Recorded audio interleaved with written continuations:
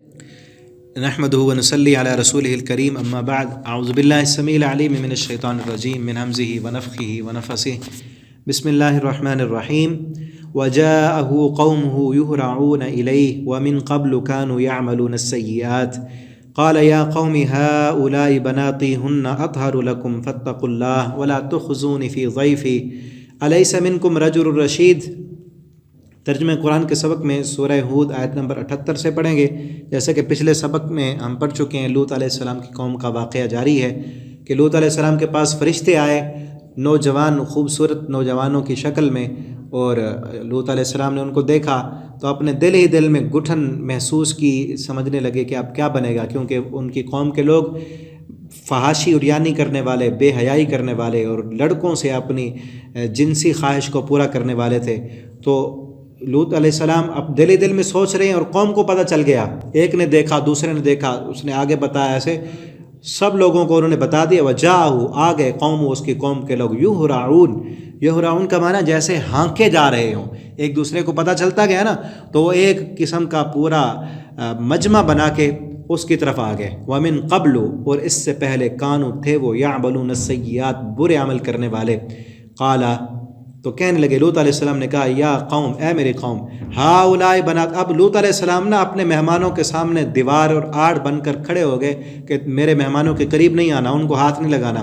ہؤلاء، یہ ہیں، بناتی، میری بیٹیاں، ہننا، تمہارے لیے، اطہر لکم، پاک ہیں تمہارے لیے، یعنی ان کی اپنی بیٹیاں نہیں بلکہ قوم کی جو بیٹیاں تھیں۔ قوم پوری، پیغمبر جو ہوتا ہے وہ پوری قوم کا بحیثیت والد ہوتا ہے۔ نبی کریم صلی اللہ علیہ وسلم نے فرمایا نا، انا کمثل والدکم، میں تمہارے لیے تمہارے والد کی طرح، جس طرح ایک والد اپنے اولاد کا خیر خواہ ہوتا ہے، اسی طرح پیغمبر بھی اپنی قوم کا خیر خواہ ہوتا ہے۔ قوم کی جو لڑکیاں تھیں، عورتیں تھیں، ان کے بارے میں ان کی طرف اشارہ کر کے کہنے لگے کہ دیکھو، یہ تمہاری بیویاں بھی ہیں اور عورتیں بھی ہیں، ان سے نکاح کرو، اور جو جائز تمہاری ضرورت کو پورا کرنے کا طریقہ اللہ نے رکھا ہے، اس طریقے پر اپنی ضرورت پوری کرو۔ اطہر لکم، یہ پاکیزہ راستہ ہے، اس پاکیزہ راستے کو چھوڑ کر تم حرام کی طرف آتے ہو اور گندگی میں تم منہ مارتے ہو۔ فاتقوا اللہ، اللہ سے ڈرو۔ ولا تخزونی، نہ تم مجھے رسوا کرو، فی ضیفی، میرے مہمانوں کے بارے میں مجھے رسوا مت کرو۔ الیس منکم رجل رشید، کیا تم میں کوئی عقل والا بندہ نہیں جو تمہیں سمجھائے کہ کس طرف جا رہے ہو تم؟ قالو، تو وہ کہنے لگے، لقد علمت، البتہ تحقیق تو جانتا ہے۔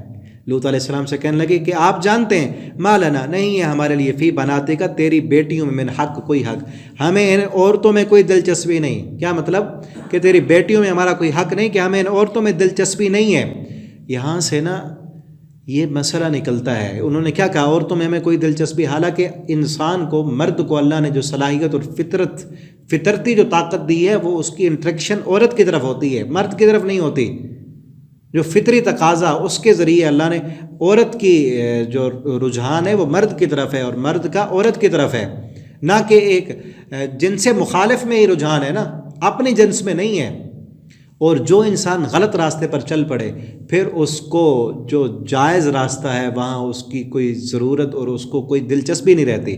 جس طرح ایک انسان کا کو منہ لگ جائے نا شراب، حرام، نشہ، سگریٹ، پان، ان چیزوں میں وہ پڑ جائے، پھر اس کو دودھ پینے میں لذت نہیں ملتی، پھر اس کو شراب پینے میں لذت آئے گی، حرام کام میں اس کو سکون ملے گا، کیونکہ حرام لگ چکا ہے منہ کو۔ اسی طرح یہ بھی حرام کر کر کے اس قدر حرام ان میں رچ بس چکا تھا کہ اب حلال راستہ انہیں اچھا ہی نہیں لگتا تھا۔ اسی لیے کہنے لگے کہ ہمیں تمہاری بیٹیوں میں کوئی دلچسپی ہے ہی نہیں، ما لنا فی بنات۔ اور پھر یہ بھی تفاسیر میں موجود ہے کہ ان کی جو عورتیں تھیں، وہ عورتوں کے ساتھ جو ہے اپنی جنسی ضرورت کو پورا کرتی تھیں، عورتوں کے ساتھ اور مردوں کے ساتھ، یعنی بالکل اپوزٹ، جو اللہ نے جس طریقے پر، جس فطرت پر پیدا کیا اس سے ہٹ چکے تھے۔ اسی وجہ سے اللہ کا ان پر کتنا سخت ترین عذاب آیا، وہ آگے اگلی آیت میں دیکھتے ہیں۔ وَإِنَّكَ لَتَعْلَمُ، اور بے شک آپ جانتے ہیں، مَا نُرِيدُ، جو ہم چاہتے ہیں، ہم جو کرتے ہیں وہ آپ کو پتہ ہے۔ اور پھر یہ تھے آگے سورۃ القصص، بلکہ سورہ عنکبوت میں ہے کہ یہ لوگ راستوں میں بیٹھتے تھے، اور صرف یہ نہیں کہ اپنی قوم کے لوگوں کے ساتھ یہ کرتے، راستے میں بیٹھتے، کوئی بھی مسافر آتا، کوئی بھی مہمان آتا، کسی کو نہیں چھوڑتے تھے یہ۔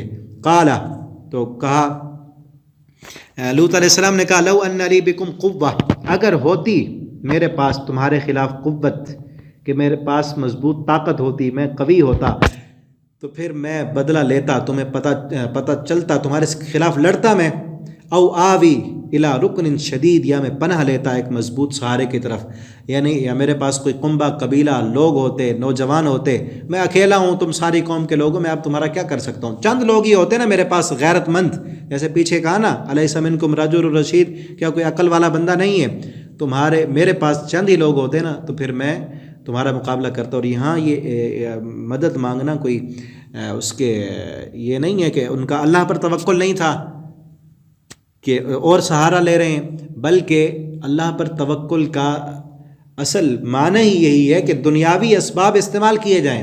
وہ کہہ رہے ہیں کہ اگر میرے پاس دنیاوی اسباب ہوتے، میں خود اتنا طاقتور ہوتا، یا چند لوگ میرے ساتھ ہوتے، میرا کوئی قبیلہ ہوتا، یا میری اولاد ہوتی، میرے بیٹے ہوتے، تو ہم سب مل کر تمہارا مقابلہ کرتے. یہ اصل توکل ہے کہ انسان اپنے دنیا کے اسباب استعمال کرے اور پھر اللہ پر توکل کرے. اور پھر کیا ہوا؟ او آوی الی رکن شدید قالو، اب یہ بات کر رہے تھے لوط علیہ السلام اپنی قوم سے، ادھر سے فرشتے بھی سن رہے تھے سارا معاملہ، یہ کیا ہو رہا ہے. انہوں نے کہا قالو یا لوط، کہنے لگے اے لوط، انا رسل ربک، ہم آپ کے رب کے فرشتے ہیں، آپ گھبرائیں نہیں. لن یصلوا الیک، ان کو چھوڑ دو، ہمارے قریب نہیں آ سکیں گے، آنے تو دو، ابھی ان کو پر مار کے اندھا نہ کر دیں تو پھر کہنا لن یصلوا الیک، یہ ہرگز نہیں بھٹک سکیں گے ہم پر.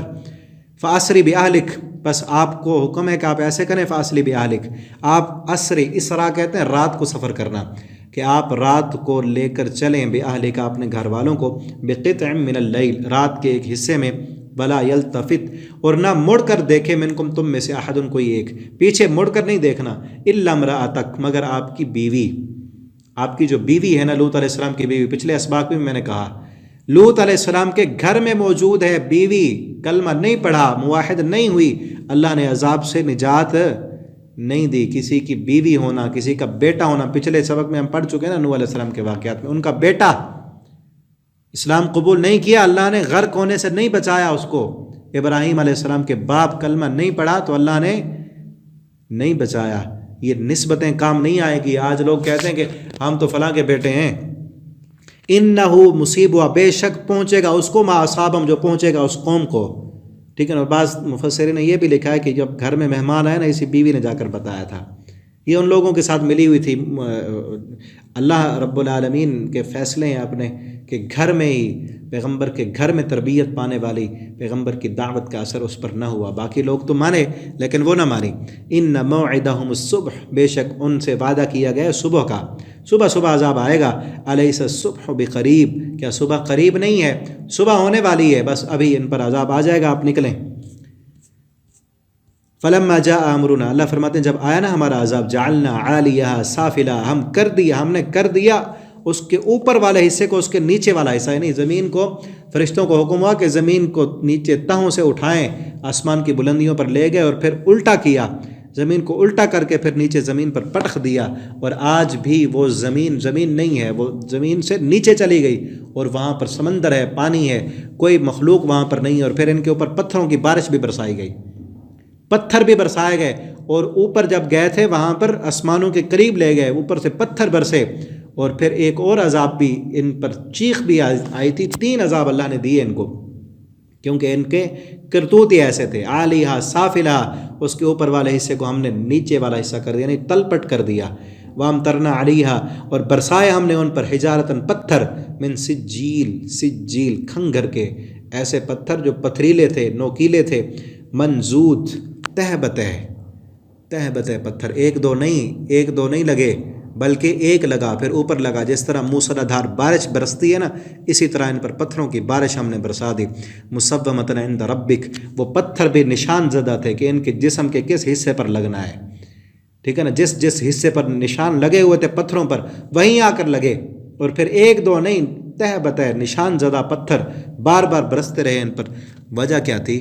فطری تقاضے کو چھوڑ کر اپنی خواہش کو پورا کرنے کے غلط راستے نکالتے تھے. اور آج بھی اس چیز کو برا نہیں سمجھا جاتا، بلکہ ہمارے ملک پاکستان میں پچھلے دنوں قانون پاس ہوا ہے کہ ایک لڑکا لڑکے کے ساتھ اگر شادی کرنا چاہے کوئی روکے گا نہیں، بلکہ ہوئی بھی ہے. ایک میڈیا پر کل پرسوں میں خبر دیکھ رہا تھا، پتہ نہیں سچ ہے یا جھوٹ، کہ لڑکے نے لڑکے کے ساتھ شادی کر لی، نکاح کر لیا باقاعدہ. کوئی روکنے والا نہیں۔ اسلام کا کھلے عام جس ملک میں مذاق اڑایا جا رہا ہو وہاں پر رب کی رحمتیں کہاں سے آئیں؟ اور یہ ایسا آج بھی اللہ کی طرف سے عذاب کیوں نہیں آتے؟ کیونکہ نبی کریم صلی اللہ علیہ وسلم نے دعا کی تھی، ورنہ کرتوت ہمارے جو پچھلی قوم میں برائیاں تھیں وہ بھی یہاں پہ موجود ہیں، اس قوم میں لوط میں جو برائیاں تھیں وہ بھی موجود ہیں، اگلی قوم کا ذکر آ رہا ہے قوم شعیب کا، اس میں جو برائیاں تھیں وہ بھی موجود ہیں، کہ ہر قوم کی الگ الگ برائی تھی، الگ الگ ان کا گناہ تھا، سارے گناہ ہمارے اندر موجود ہیں۔ اللہ تعالی ہمیں ان گناہوں سے بچائیں، اللہ ہمارے معاشرے کو پاک کر دیں۔ اور اللہ پاک کب ہوگا؟ جب ہم دین کو پڑھیں گے، سیکھیں گے، دوسروں کو سکھائیں گے، اس کو عام کریں گے۔ تو آپ ان اسباق کو زیادہ سے زیادہ شیئر کیجیے اور کوشش کریں کہ جتنا ہمارا حق بنتا ہے، جتنی اللہ نے صلاحیت دی ہے، لوگوں کو دین کی طرف راغب کریں۔ اللہ تعالی ہم سب کے حامی و ناصر ہوں۔ والسلام علیکم ورحمۃ اللہ وبرکاتہ۔